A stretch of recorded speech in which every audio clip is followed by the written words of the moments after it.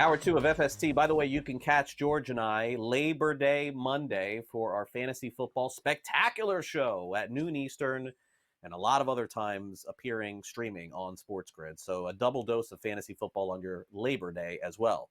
Now let's get to some potential flex options. George and I have covered every position this fantasy football draft season, but how about some players that maybe were right outside the tiers that you can throw in on a weekly basis, just not as a starter, as a flex option? We'll start off, George, with your guys, the Dallas Cowboys, who, by the way, also made a signing this week, bringing in Dalvin Cook.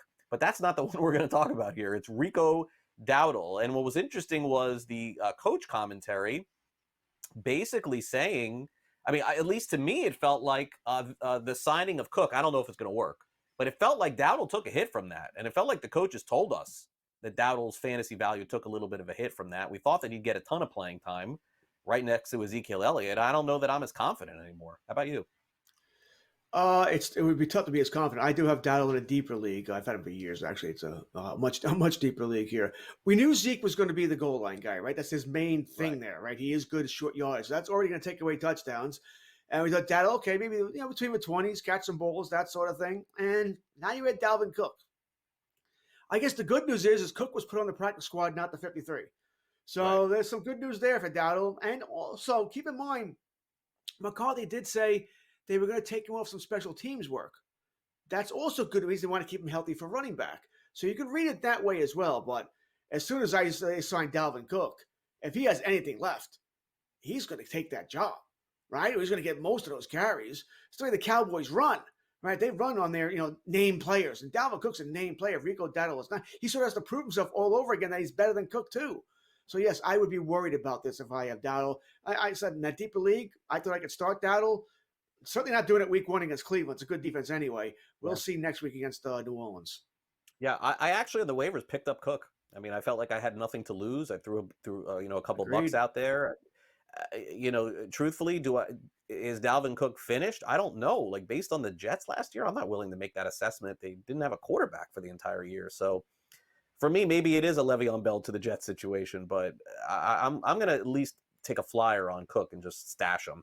Now, it's too late to do that with Blake Corum, who was so good in college. I mean, Blake Corum, an all-time performer, and now he is all of a sudden just rising up draft boards because people have realized that Kyron Williams kind of came out of nowhere last year and may even return punts, according to what the coaching staff said. ADP is the 40th running back overall, and the projected fantasy points is 100. I mean, George, you could double that if this guy gets the playing time we think he could potentially get.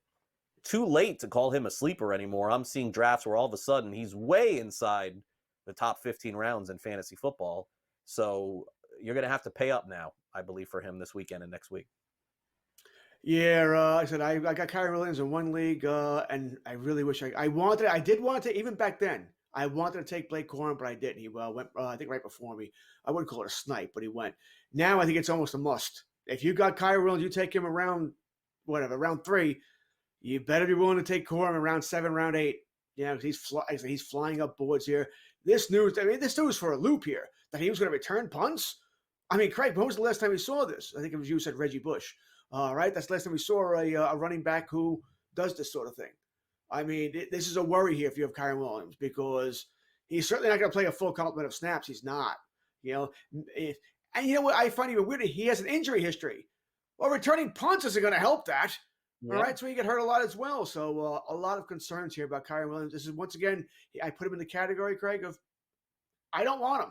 I do want Corum.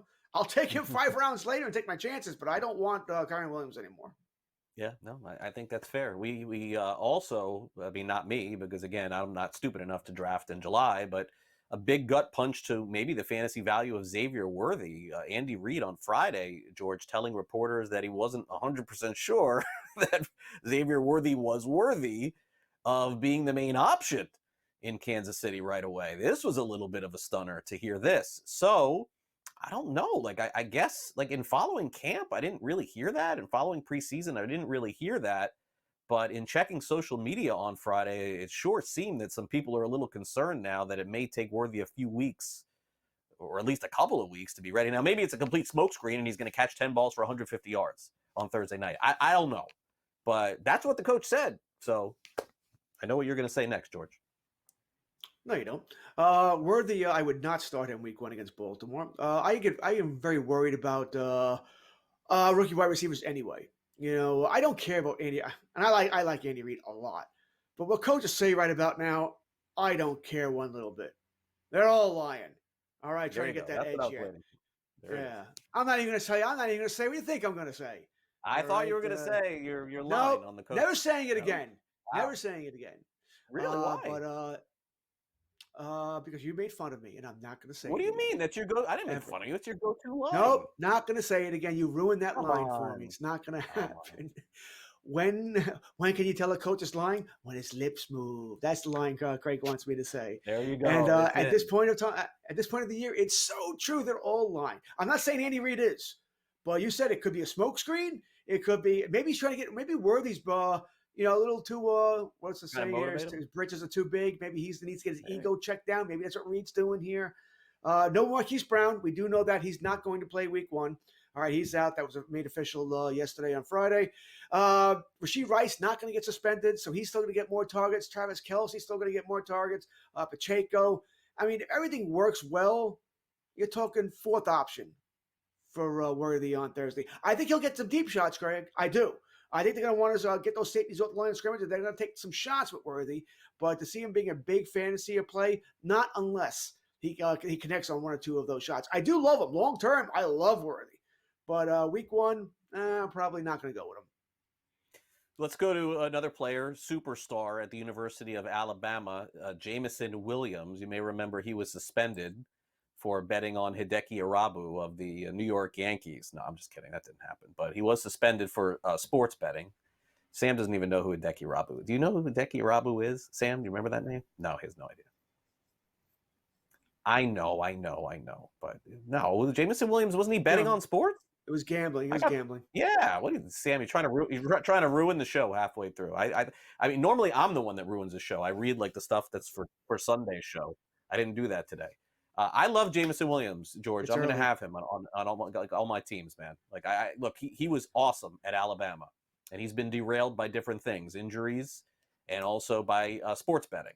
He's going to be a star, I think. I think he and Amon-Ra St. Brown 1-2 combo, fantastic this year. I have no argument. I am right there with you. All right. I think he's going to be that guy because I think Laporta clears out over the middle. St. Brown is your number 1 wide receiver, and that leaves one-on-one coverage for Williams, and no one's sticking with that man. He is fast, and he is good. Well, he's not just a one-trick pony, so I am right here with you. I think he's a guy I'm trying to target in a lot of leagues. I want this guy. Second target on Detroit, absolutely. No Josh Reynolds either, right? He's gone. So there are balls to go around here, and we joke when in doubt, take someone on Detroit, right? Take someone on Detroit, high scoring offense. Love Jamison Williams. Yeah, I honestly think that people have forgotten how good he was and Jalen Waddle was, and also there was a receiver.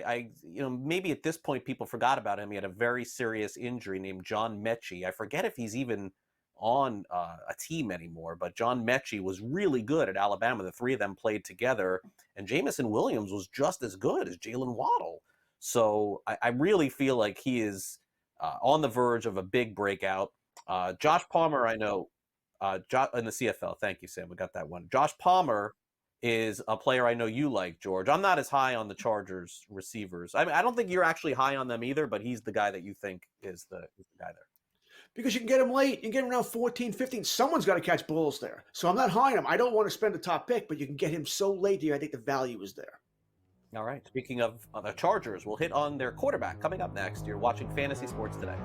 Really love the idea of the Superflex leagues with 2 quarterbacks. More and more, I think we're headed there. I mean, these are the most important players in all of sports. Why are we not playing 2 of them in fantasy football? I'm on board with that.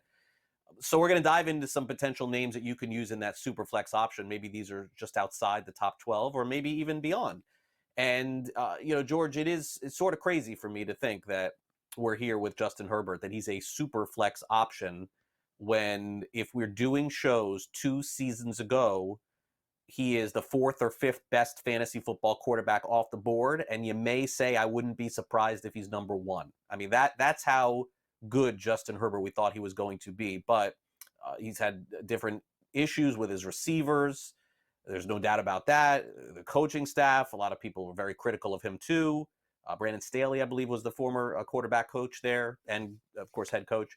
Now Jim Harbaugh is there, but there are no weapons, and so I don't know how to look at Justin Herbert. I still think he's got one of the best arms in the NFL, and he probably, as they say, can make the best throws of any quarterback in the NFL, 60, 70 yards deep to just anyone. But they drafted Quentin Johnson, didn't work out, at least thus far, still early. And you look at their roster, and Jim Harbaugh's kind of like, all right, well, let's just go with what we got. They really didn't get anyone. So I got to say, I don't really love him as a Superflex option. Love, I dislike. I don't want him. It's really that simple here. This is nothing against Herbert. Everything you said is true, right? NFL quarterback, he can quarterback the Dallas Cowboys anytime. Anytime. Fantasy quarterback, where's your upside? I mean, we all know what Harbaugh wants to do. He wants to play 21-17, 24-21 games, fourth quarter, see if we don't make a mistake and we can pull it out here. He's trying to build a game in the trenches. Boring football is what he wants to play here. He's rebuilding a team in his image, or the kind of team he likes there. It's going to take a couple of years. There's not much offensive talent here. I kind of like Ladd McConkey, and I mentioned I do like Josh Palmer, but these are late additions here. Guys who are looking for value here. This team's not going to score a lot of points here. Superflex, there are a lot of quarterbacks, a lot. And as much as I love Herbert NFL-wise, I don't want him fantasy-wise. Nope, I'm not taking him. Yeah, me either. So now the next one is probably your least favorite quarterback to take, and at Superflex, and that is Deshaun Watson, who, I mean, I'm trying to make a case for like super late in the draft and just say you never know. Another player, it's kind of crazy. Again, 2 years ago, Watson not playing for Houston, sitting out that whole year. Is he going to go to Miami? Remember all that? And has just looked so bad with Cleveland. And look, when you hear rumors about players, and we've seen a lot on social media this week that Watson doesn't like looking over his shoulder at a backup quarterback, I think you have to take those, George, with a grain of salt. I do. I think it's not fair. But sometimes when there's smoke, there's fire. And maybe even if it's not 100% true, maybe it's 50% true. And that's just a bad look for him if that's the case. So what round would you even consider taking Deshaun Watson, and how many? I mean, would you take him as the 22nd or 23rd quarterback in a super flex league? Is like that even fair at this point? I'm looking at a list here. 22nd is Geno Smith. 23rd is Baker Mayfield. Would take both of them easily over Deshaun Watson. I think Geno Smith is highly underrated, by the way, highly underrated. Baker Mayfield is good wide receivers. Evans, Godwin. 24 is Will Levis, Daniel Jones. I would probably take Watson over Levis. Daniel Jones, with the running ability, I'd probably take a shot at that. I'm looking at that point here. Yeah, I had a draft list. I really didn't have a draft. A buddy of mine, someone who used to work on the Fantasy Sports Network with me, he needed a 12th person, but I told him I couldn't make the draft. So he said, "Listen, will you at least set your roster if I put you on auto draft?" I told him yes. Why not? It's a Superflex league. Guess what quarterbacks I ended up with? No way. Deshaun Watson and Geno Smith. How that happens? I mean, what is the auto draft doing here? Just saying, I'm going to just punt quarterback? Thanks, buddy. So that's an Superflex. That's all right. Oh, my third quarterback is Justin Fields. I'm saved. So I didn't look at the draft. I want to know who the auto draft. I like Fields too. Eventually, I want to know who the auto draft passed up on. What round did they go for quarterback? 10, 12? I mean, a little annoyed about it. But as I say, it's a non-money league, so I don't care. I told him just don't put my name on it. I will set the lineup down. I'll give it a shot. But I think if Deshaun Watson, NFL-wise, if he 80% of what Deshaun Watson used to be in Houston, Cleveland's a dangerous, dangerous team. I just don't know he is that. And not even 80%, Greg. I don't know. Something just seems to be wrong here, right? He's still got the sore shoulder that he's complaining about here. Does he want to play football? I mean, he got the guaranteed money, which is, I guess, I'm thinking the worst contract in sports history. At least certainly one of them here. Not yet. Oh, not yet. Oh, man, that's guaranteed money. Guaranteed money they can't get out of. I don't know, man. 200 and something million. Gotta let it. I mean, Russell Wilson got something, a lot too. I think that there's a way out of some of that stuff always with these quarterbacks. But Watson. Watson is pure guaranteed. Can't get out. We're not there yet. We're not there yet. No, but I'll give you that. We're not there yet. I share a similar sentiment, but not the same. I think that's fair. Bottom line is I don't want him. I understand.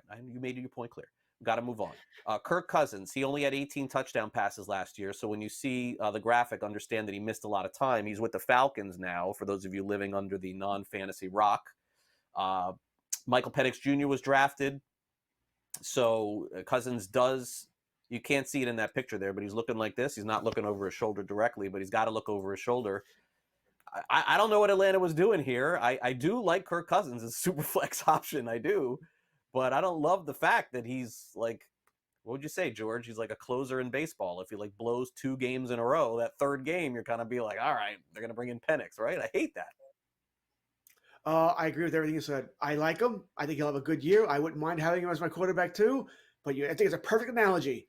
If he has a bad game or two, we all know rookie quarterbacks tend to play. They tend to play. You got to get those blues out here. That being said, I think he'll be okay this year. I'm still willing to roll the dice. But if it's Cousins or someone else I have ranked close to him, I'm going with the other guy that I don't have to worry about. All right, let's close it out. Aaron Rodgers, Matthew Stafford. Yes. Jared Goff. Those 3. Yes. Yes. Out of those 3, the one I want most is Goff. We love the offense. You look at the numbers he put up last year. How can you not like Goff? You're so good. I'm not taking Aaron Rodgers. I mean, I don't dislike him or anything. Like I know a lot of people do. I don't know, man. Guy missed the whole year last year. I just can't do it. I love his saying. I don't want to. No, as he told the team, no distractions this year. First thing he does, not show up to mandatory minicamp, and then we find out he's going to be on the Pat McAfee show. But yeah, no distractions. We've reached the pinnacle of fantasy sports today. It's time for us to take a look at kickers in fantasy football. Now, George, do you play in I play in one league where we still use kickers. How many leagues do you play in where you use kickers? Unfortunately, I think 9 for 9. Oh, no, 8 for 9. One league doesn't. But I think all the others do. But I'm with you. Get rid of them. Yeah, it's tough. I don't mind it, actually. It's actually okay. But I feel like the first person to take a kicker in fantasy football is somebody that feels like, man, I had a really bad draft. Let me make sure I get the best kicker. That's the way I've always looked at it that way. Like, oh, I did so bad, so let me take Justin Tucker. So Justin Tucker is, one of the few players that's like a guaranteed Hall of Famer that you could talk about on a show. Like he doesn't have to make another kick, and he's going right to the Hall of Fame. So that's cool for him. Still the number 1 kicker in fantasy. Brandon Aubrey, who was so good with the Cowboys last year, he's back once again. And then, Harrison Butker, he's okay. He's all right. He's fine, but he's playing on the Chiefs. So like that's a product of that. I very much would rather have Tucker and Aubrey than Butker. Generally, when I look for kickers, if we're going to talk strategy here, I'm not taking any till round 15, round 16. All right, I'm not taking the kicker early. But I like kickers who kick indoors, especially if you get any kind of bonus points for 50-plus yard field goals, right? Aubrey, forget this guy kicks. What do you kick? A 65-yarder in our preseason? This guy's got a bomb here. So, I'd rather have Aubrey. How about Fairbairn? Tucker's a different category. He's just God. These guys I kind of like there. Maybe Young Ho Koo in Atlanta, somebody you can look at. I want indoor kickers because I want those bonus points here. But like I said, you're just taking the best guy available. I don't put a lot of thought into this, but the dome guys I do like more, assuming your league awards bonus points for 50-plus yard field goals. Yeah. I do like a couple of kickers very late. I'll talk about them later. But first, let's get to the tier 2 kickers. So you mentioned Fairbairn, who is playing on a great offense in Houston, so no surprise there. Jason Sanders with Miami. Jake Elliott is super reliable on Philadelphia, so that's why he shows up. Moody plays in a great offense. That's why he's there. Koo, another very reliable option. Tyler Bass is going a lot lower than he has in the past just because, there's some notion that maybe Buffalo is not as good. And the same could be said for Evan McPherson, who was so good in year 1, and then, their offense wasn't as good in year 2. And so naturally you're seeing him drop in year 3. Really doesn't make any sense because Joe Burrow is back. But again, it can take it or leave it with many of these guys. I'm just not someone that's ever going to invest a high pick here. Agreed. I don't mind having McPherson. We put Jake Moody up here too, right? San Francisco kicker. They should score some points. Do you believe in the Jets? You seem to have your doubts at Rodgers. Sort of why, by the way. But Greg Zuerlein could be an option here. If we maybe Santos, we're going down here, probably past tier 2. Santos with Chicago could be an option. Jason Sanders, your boy in Miami, right? Certainly. We expect Dolphins to score some points there, so we like him. nicer weather too. So I'm Yep. good with that. Bates in Detroit. I understand when we get down here. We just talked about quarterbacks. Cousins could lose his job for a bad game or two. If kickers have a bad game or two, Oh, forget it. bye next. Tier 3, and then I'm going to give you the kicker that I like. He's not even on this list. So Matt Gay, Cameron Dicker, Cairo Santos, Jason Myers, Dustin Hopkins. These are all the bottom of the barrel. The guy that I like, and I know it's the weather situation, so that's why maybe you would think twice, but Anders Carlson, I mean, George, that guy is really good on Green Bay. He won a lot of games for them last year. And, I guess people are just, thrown off. Look, your point is fair. The Packers late in the season, not going to play in great weather. But this guy is, I saw him in the preseason too, kicking like crazy kicks. He's really, really good. The problem is he's no longer the Green Bay kicker. All right, he was released. So they went with Narveson. They what? They released him a while back. They went with right now their kicker is Braden Narveson. So yeah, you're probably not going to do too much. I don't think he's picked up with anybody else. Either. So. But by the way, if you're going down this far, how many kickers are you starting in your for league? The Packers in the preseason that I was seeing kicking all those kicks? He got released, I think, at the week 1 or maybe week 2 of the preseason. Yeah, he was there. He just got released. I'll find out when for you exactly in a second. But why are we going down this far? How many kickers are we starting in this league here? Yeah, Anders Carlson's a free agent, so we're certainly not going to take it. They waived him on August. Oh, they waived him 4 days ago.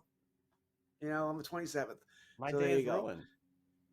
I was following the Marlins the last few days. I wasn't paying attention to Packers kickers being released. So if you drafted Carlson, you're gonna have to draft a different kicker than Anders Carlson because he's not on the Packers anymore. So everything that I said, bad. Welcome back to Fantasy Sports today here on Sports Grid. Thursday night football is here, folks. Just a few days away. It is the Baltimore Ravens taking on the Kansas City Chiefs. Opening night football should be a lot of fun, and we'll have a complete coverage, of course, here on Sports Grid. But by the time George and I are here with you next, this game will have gone off. So, George, let's take a look at it and take a look at both teams here. The Baltimore Ravens, of course, back where you know that they belong again with Lamar Jackson once again on the road trying to win a big game. Chiefs have had good success against the Ravens. We do know that. Very bizarre game for the Ravens in the playoffs, by the way, I would add last year. The big wrinkle for the Ravens is Derrick Henry is now the starting running back. And, speaking of Hall of Famers, that's one. That's actually a future Hall of Famer, Derrick Henry. If he didn't play another down, he'd be in. But beyond that, Zay Flowers, will he take the next step? Will we see anything from Rashad Bateman? I think that's a big name that could potentially go off. George, the guy that I have on my keeper league, not that anybody cares, is Zay Flowers. Zay Flowers was so good last year in fantasy down the stretch. What do you make of the Ravens going into the season, and what do you make of this game? What do they need to do to win on Thursday night? I think the Ravens are a damn good team. You can make a pretty good argument they're the best team in the AFC. So I expect big things from the Ravens. I do. That division is the division from hell. I think Cincinnati is a good team. Cleveland could be a good team, depending on Deshaun Watson. And Pittsburgh, well, they always manage to win 8-9 games. I don't know how they do it, but they do. A really good division there. But I think Baltimore is the class. I think they might be the best team, like I said, in the AFC. I think it's a great game Thursday night. I don't think it's going to be a high-scoring game, Craig. I think it's a game 24-20, 21-17, somewhere around there. So I don't think we're going to get a lot of fantasy gold out of this contest. That being said, you're starting Lamar Jackson, right? You're starting Derrick Henry. These guys are every week starters. You're starting Mark Andrews. And you probably and Zay Flowers is probably an every week starter as well. He may not be a wide receiver 1, but I don't see him falling anywhere further than wide receiver 3 as far as a weekly basis. So I'm probably starting all those guys. But yeah, I don't expect 1 million points to be scored. So if you're looking for that, it may be an issue here. But Kansas City, it's the same thing. Right? You're starting Mahomes, you're starting Pacheco, you're starting Kelsey. You're probably starting Rashee Rice, and that's as far as I'll go, the top 4 guys. But like I said, Rashee Rice is probably my one question mark here. There's a chance you might have better. Because Rashee Rice was a top 50 wide receiver. You might be able to have 3 wide receivers better and a flex on your roster than Rashee Rice. I can see that. And like I said, I like Rashee Rice a lot. And I'm going to like him a lot this season. I just don't see mega points being scored Thursday night in Kansas City. I think it's going to be a very good game, very tight game. So what we saw last year between Detroit and Kansas City on Thursday night, which was it 24-23 was the final, something like that. I expect a similar score to that.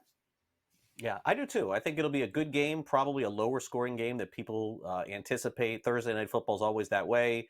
I'm interested to see Xavier Worthy. Remember, Hollywood Brown, if you missed any of the media reports this week, looks like he is out for week 1 on Thursday night. So Rashee Rice, Xavier Worthy, Travis Kelce among the options for Kansas City in that game. And then we go from Thursday night to Friday night, and they're going to play an NFL game on a Friday night in Brazil. I'm sort of partial to high school football. I can't believe the NFL is opening up on a Friday night against high school football teams. So a lot of the kids are not going to be able to watch this game. Never thought that day would come. Packers, Eagles. This is another really good showdown, I think, George, but I guess we'll see. Packers coming off a great run. This is the story is very easy. The narrative is very easy for this game. Although I don't know what Brazil is going to be like, the air, the weather, the field, I have no clue. But one team on fire at the end of the season going in one direction, one team completely falling apart going in the other direction, and they'll face each other on Friday. Yeah, they will. And by the way, speaking of the Friday game, I wanted this is at the beginning. You know, the NFL always looking for more money, right? Next revenue stream. They've had games on Friday in the past, mainly on holidays when the Christmas holiday would fall there, or Christmas Eve, or whatever, New Year's. So they would have games there. But I wanted this is the beginning here. Where next year we're going to see a few more on Friday. You know, the ratings are high. I think it's just going to be the beginning of the NFL taking over Fridays as well. Money, money, money, money, money. It's all the NFL cares. As for this game, I mean, there's question marks or things we want to see for both teams, right? Philadelphia did implode last year. 10-1 and just fell apart here. They got rid of both coordinators. So we're going to see how that offense works. No Jason Kelce. Is the tush push still going to be as effective? I think it will be. You know, does that take away touchdowns from Saquon Barkley? We'll see. You know, Green Bay, all right. Love got paid. He had 8 good games and the playoffs. You know, is he worth that money? Can he make that offense go with all those different receivers there? How is Josh Jacobs going to play there? You know, is he the back he was, you know, for I guess the first half of the season with the Raiders, or the one of the second half where he didn't really do all that much here? It's a lot to look at here. And these are two of the best teams in the NFC, right? As much as we like the Kansas City Baltimore game, because two of the best games in the AFC, the NFL has done us a favor. Two of the best games in the NFC should be a great game. We'll see how it works out here. As for who's starting here, I mean, you're starting Love, you're starting Hurts. Right, you're starting both quarterbacks there. You're starting Jacobs. You're starting Barkley. You're starting. You're going to start Brown. You're going to start Devonta Smith. You're going to start Dallas Goedert more than likely. Although the tight end could be interesting. The wide receivers for Green Bay is where it gets interesting. Watson, Dobbs, Reed, Wicks. Pick your poison here. I'm going to start Watson while he's healthy, and I'm probably starting Dobbs. After that, I'll probably take off. Yeah, and look, I think for we'll go back to the Packers and let's go to the Eagles here. For the Packers, Anders Carlson will not be kicking. That's the one thing we learned from the show. But Emmanuel Wilson is a name that I believe he made the team. I hope I'm not wrong about that. He will be the backup running back to Josh Jacobs. So again, that's an interesting note.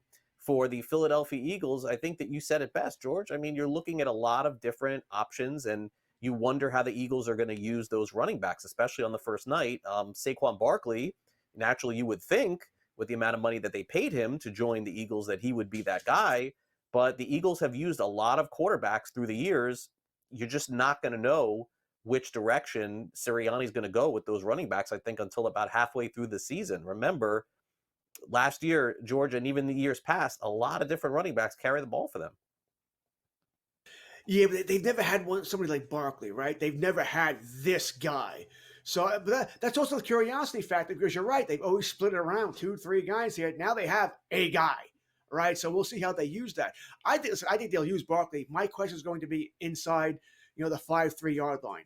Are we still doing the brotherly shove and risking Hurts? Because I think what happened, I think Hurts got hurt last year on one of those shoves. I think he got hurt. I think that's what really hurt him in the second half of the season. Or they're like, you know what? It's not worth it. We've got a real guy in Barkley, right? He can score touchdowns here. I just wonder if they will go in that direction. I think it's very curious to look at, because if you told me right now that Barkley is going to be the guy, they're not going to do a tush push anymore, we're not drafting him early enough. We're just not. That offense is going to cook here. It'll just be a matter of can Barkley stay healthy, something that's been a problem throughout his career. So let's get 2 predictions out of the way here. Baltimore at Kansas City, week 1. Are you taking the points? You taking the Chiefs? Who do you like here, George, to begin the season? I like Baltimore. I like the Ravens. I think it's going to be a close game, right? So I automatically want to take points. I just think Baltimore's going to win this game, so I'm going to take the Ravens over the Chiefs. All right, and then I'll take the under on Thursday night because it feels like that's always the right thing to do. Brazil Friday night, like what to make of this game, George? Like I have no idea, man. Like I feel like the conspiracy theorist in me wants to take the over Friday night because you're not going to go to Brazil and hey refs, listen, let them play here a little bit. We're trying to make some money here in Brazil. I'm going to take the over on Friday night with these two teams. Yeah, we're agreeing too much because I like the under in the Thursday night game as well, and I do like the over Friday night. I don't love it, so it wouldn't be any kind of big bet here, but I will take the over in this game as well, and I think I'm going to take the points also. I think it's a close game. Both teams are really, really good. I don't know if there's a home field advantage. Maybe, I don't know. Maybe Brazil loves the Eagles. I don't know. We'll find out. Although the Packers are generally more of in the U.S., they're the traveling team, right? Packer fans. So I would think they'd have the advantage here. But I'm going to take the Ravens, the Packers, under Thursday, over Friday. All right, fair enough. We'll take a quick time out here on the show. Time for a little buy or sell coming up next here on this edition of Fantasy Sports Today. Don't forget, coming up on Monday night, Labor Day, we've got some great college football action that we'll be following on all of our shows. We also have a fantasy football show, noon to 2 Eastern. George and I preview the upcoming fantasy football season. We'll be right back.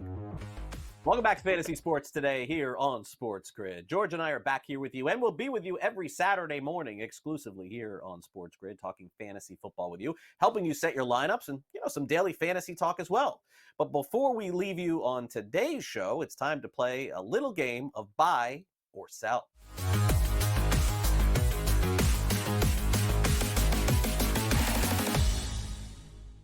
So let's get started here with the tight end position. George and I have been breaking down tight ends all show long. Let's talk about Trey McBride. You remember him from last year? Everybody saying he was going to be a huge sleeper? I don't remember because that didn't happen. So now all of a sudden, Trey McBride has gone from an undrafted tight end in fantasy to a top 10 tight end in fantasy this year. Buy or sell, Trey McBride will finish the season, George, as a top 5 tight end. All right, we were saying how deep tight end is, right? There's a lot of tight ends out there. Now, I do have him ranked as my fourth tight end, so I expect him to finish top 5. And I think he's got the capabilities of doing it. I think they need Harrison to hit. If Harrison can be that guy, then a lot of wide open room for McBride during the middle here. I'm going to buy this, Craig. I think he is going to finish as a top 5. I think he is that good. And remember, we all love Kelsey, but they're going to manage his snaps. If he would have suffered an injury or two, maybe he's not a top 5. Love Laporta. Andrews has injury history as well here. There's a lot going on here, but we're not asking top 3. We're asking top 5. I'm going to buy this, yes. And from my own home league fantasy team, I really hope this happens here. Buying. Yeah, I'm going to sell. Look, he was excellent, McBride. He definitely was. But again, I'm more of a regression to the mean, so I think that he was a lot better than what we thought last year. Probably won't be as good this year. I think the point that George makes, though, is fair. It's like you're looking at some of the others above him, and you wonder if they could be in for a little bit of slippage. I think McBride is tight end 7 going into the year. That's where I have him ranked. So just outside that top 5. So I'm going to disagree with George. I'm going to hit that red button, and I'm going to say McBride is just outside the top 5. I'm going to say sell. All right. Last season, the quarterback for the Cleveland Browns that had the most success was Joe Flacco.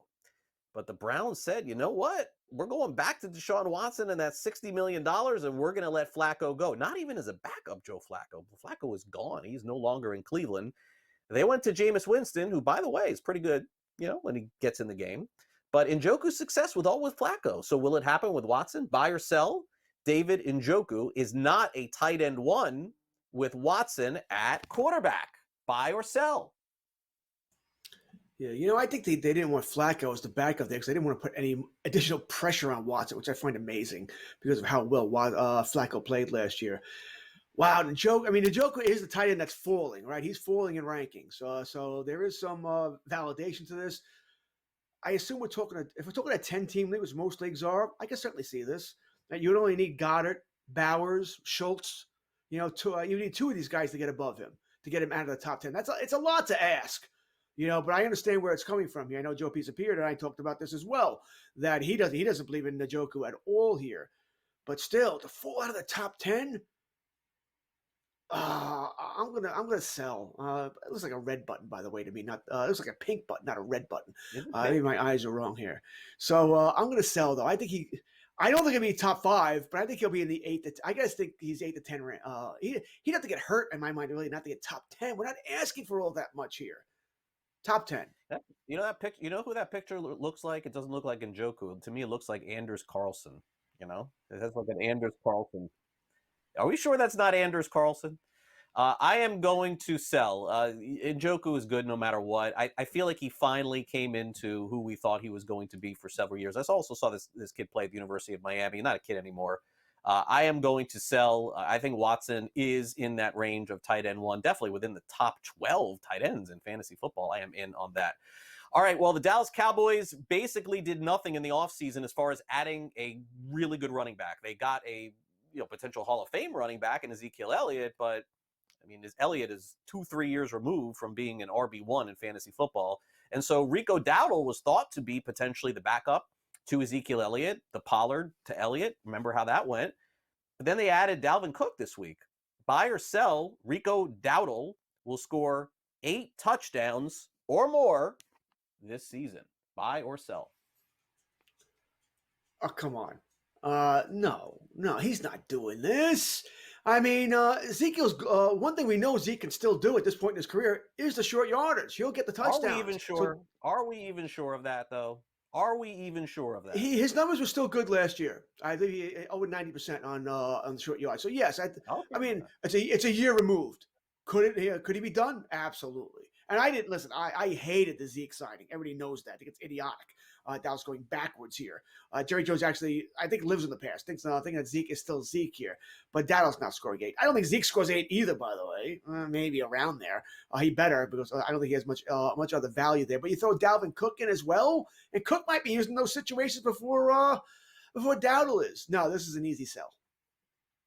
Yeah, I'm on the same page here. I mean, there's eight or more touchdowns. I mean, we just got talking about McBride or I forget what Kincaid with 2, and I'm going to bet on Dowdle with 8. I'm not going to do that. I got sell here also. I think Dalvin Cook may play for the Cowboys. That's what I think. I think Dalvin Cook may play for Dallas this season. All right, Thursday Night Football, MVP, right? 2 MVPs at quarterback, basically, Lamar Jackson and Patrick Mahomes. Buy or sell, a non-quarterback will be the biggest story after opening night. So, again, could be anything, but you got to kind of think that one of these quarterbacks is going to get talked about a lot. But I don't know. We'll see. When the biggest story in the NFL after week 1 last year was what? Aaron Rodgers being hurt for the season. Fair? Oh, absolutely fair, right? That was definitely the biggest story. All right. Baltimore, Kansas City, a certain tight end is dating somebody. Maybe something big happens there with Taylor Swift, right? That wouldn't be the biggest surprise. I could certainly see that. I'll take the field. I'll think the story is going to be something other than Mahomes and Jackson, although I do expect it's going to be one of those two. So I'll buy it, but I don't feel great about it. Yeah, I am going to sell this. It's a quarterback league. It's all about the quarterbacks, and it's going to be all about the quarterbacks again. I know there's a nice little picture there of Carl Pickens. No, I'm just kidding. Anders Carlson. Jamar Chase. I'm going to sell on that. We'll be right back to wrap it up next. Welcome back to Fantasy Sports today here on Sports Grid. What if I told you that Deshaun Watson is the highest paid quarterback in the NFL this season, and he was making $63 million on the year, George? I mean, what in the world was Cleveland thinking? I guess it's easy for me to say, but even with Deshaun Watson, as good as he was, still feels weird, man, that Cleveland committed so much here. And by the way, there's a really good football team too. Like, imagine if they did have a good Deshaun Watson. If they had a good Deshaun Watson, this might be a team to beat in the AFC, if not the world of football, right? This team 1-53 is really good, but they don't have the quarterback, right? There's all sorts of question marks about Watson. The sore shoulder, is he that guy? I think it's fair to say that he was never going to be with Deshaun Watson. He was in Houston, not in Cleveland.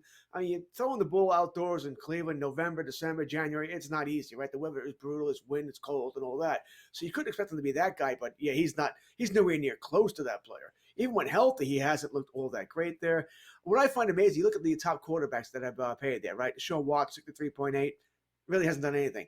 Dak can't get past the divisional round, if that. Kyler Murray hasn't done anything in the playoffs. Daniel Jones, nothing. You know, you have to go down to Stafford, who before you really get the top four quarterbacks as far as most money per season, haven't done anything.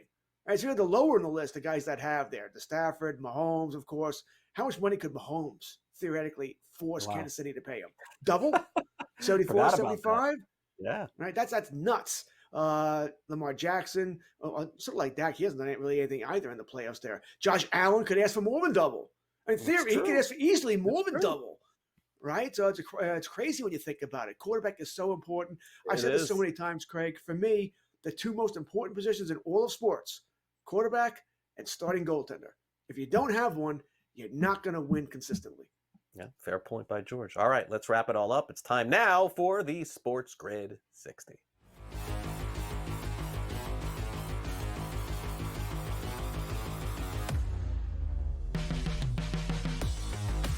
All right, this is a huge weekend for fantasy drafts, right? It's the number one weekend really there is. I never understood why, by the way, Craig, because I never drafted this weekend. It's Labor Day weekend. Generally, we have other things we have to do, but that being said, the numbers tell us this is where most drafts happen. Maybe it's the easiest time to get together during a barbecue and go at it. I love fantasy drafts. I always have. Like I said, for me, it's Christmas time for adults. You know, I get to open up my gifts and see what I have. Or maybe I got coal and I drafted terribly. But generally, you know, a draft, to me, a draft doesn't win it for you, doesn't lose it for you. It's the moves you make during the season and staying healthy. You know, you got to stay healthy. It's the most important thing. It's something we can't control, which is why during a draft, we're all going to take players that get hurt, all right, that have an injury history. The key for me is, though, I make marks. Okay, this guy, I'll highlight him because I don't want 3 or 4 of these guys. I draft 3 or 4 of these guys and they all get hurt. I have no one to blame but me. Okay. Yep. I always believe in a 12-team league. 3 teams are going to be eliminated because they just don't pay attention, right? They don't make, there's not there. 3 other teams will be eliminated because of injuries. So it means if I can stay away from the injuries, I only got to battle with 6 teams for a money spot or a top overall prize. Just something I believe that it usually pays off in home leagues here. Just have to avoid the injuries. So make sure of that. Just because you love a player, you get 3 or 4 of those guys, you're going to be regretting it in a month from now. Yeah, and George is right. I think they said on the ESPN leagues that over 80% of people who draft in fantasy football are drafting starting now through next week. I mean, think about this entire fantasy football draft season, and more than 3/4 of the people who are going to play this season are drafting starting now. So that tells you that. And George also brought up a good point that I'll end on too, is that so many things have happened over the last week that you better do a reset before you draft. Like, who is Emmanuel Wilson on Green Bay? Who is Blake Corum on the Los Angeles Rams? I mean, these are things that can win or lose you a fantasy league in the end, not knowing who these players are, especially the backup running backs. That you may say, Craig, well, look, I'm not going to draft this guy until the end anyway. Yes, at the end anyway, as opposed to after week 1, where you're trying to, on a waiver system, pick them up or using a budget of money, and you can't. Do it now. And then if it doesn't work out, just cut the guy. Stash those backup running backs at the end of your fantasy football draft going into the season next Thursday. That'll do it for the show. George, have a great Labor Day weekend. We'll see you again next week. Absolutely. Like I said, if you're drafting this weekend, which I guess most of you are, good luck. Have a good time. And remember, first round won't win it for you, but it could lose it for you. Yeah, well, thanks for that, George. All right, that'll do it for the show. Great note to leave you on there. Doom and gloom, George. Thanks to our producer, Sam. I'm Craig Mish. I hope you enjoy the rest of your Labor Day weekend. We'll see you next Saturday for our next edition of Fantasy Sports Today.